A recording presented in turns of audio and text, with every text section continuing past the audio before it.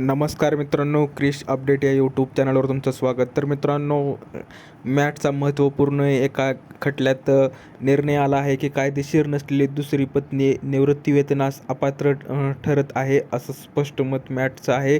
तर याविषयी आपण सर्व माहिती आपण या व्हिडिओमध्ये पाहणार आहोत. तर मित्रांनो, आपण पहिली पत्नी हयात असताना किंवा कायदेशीर घटस्फोट न घेता केलेला दुसरा विवाह कायद्यानुसार वैध ठरत नाही. त्यामुळे अशा दुसऱ्या पत्नीला कुटुंब निवृत्तीवेतन, फॅमिली पेन्शन मिळण्याचा अधिकार नाही, असा महत्त्वपूर्ण निर्णय महाराष्ट्र प्रशासकीय न्यायाधिकरणाच्या मॅट औरंगाबाद खंडपीठाचे न्यायिक सदस्य आशुतोष एन करमरकर यांनी 19 जून 2026 रोजी अर्जदार महिलेची याचिका फेटाळताना दिला आणि शासनाचा आणि विभागाचा आक्षेप संबंधित विभागाचे कार्यकारी अभियंता व नागपूर येथील महालेखापाल व यांनी पार्वतीबाई यांच्या मागणीचा विरोध केला व मृत कर्मचाऱ्याच्या सेवा पुस्तकातील नोंदीनुसार केवळ पहिल्या पत्नीचे शांताबाई व नाव कुटुंब तपशिलात समाविष्ट होते आणि महाराष्ट्र नागरी सेवा निवृत्तीवेतन नियम 1982 मधील तरतुदीनुसार निवृत्तीवेतनासाठी केवळ कायदेशीररित्या विवाहित पत्नी हीच पात्र ठरू शकते, असे विभागातर्फे स्पष्ट करण्यात आले आहे.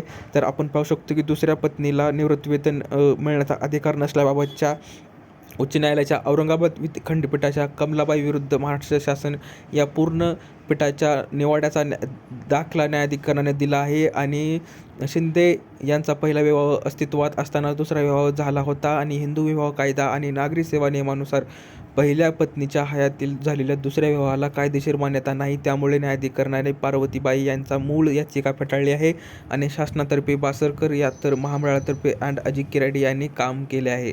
तर आपण पाहू शकतो की असा हा निर्णय आहे. तरी प्रकरण काय आहे थोडक्यात सांगायचं झालं तर हिंगोली जिल्ह्यातील फाळेगावच्या अर्जदार पार्वतीबाई वय 68 यांचे पती विठ्ठल नामदेव शिंदे ऊर्ध्व पैनगंगा प्रकल्प हिंगोली येथे माळी म्हणून कार्यरत होते. ते 31 जुलै 2003 रोजी सेवानिवृत्त झाले आणि आपण पाहू शकतो की 29 जानेवारी 2022 रोजी त्यांचे निधन झाले व पार्वतीबाई विठ्ठल शिंदे यांच्या दुसऱ्या पत्नी आहेत आणि विठ्ठल शिंदे यांच्या पहिल्या पत्नी शांताबाई देखील शासकीय सेवेत होत्या.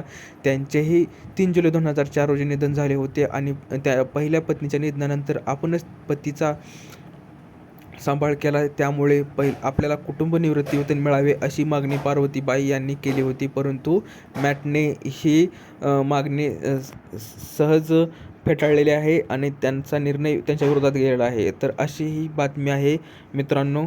तर तुम्हाला ह्या निर्णयाबद्दल, मॅटच्या निर्णयाबद्दल काय वाटतं तुम्ही कमेंटमध्ये सांगू शकता. दिलेली माहिती समजली असेल तर व्हिडिओला लाईक करा, जास्तीत जास्त शेअर करा, चॅनलला सबस्क्राईब करायला विसरू नका.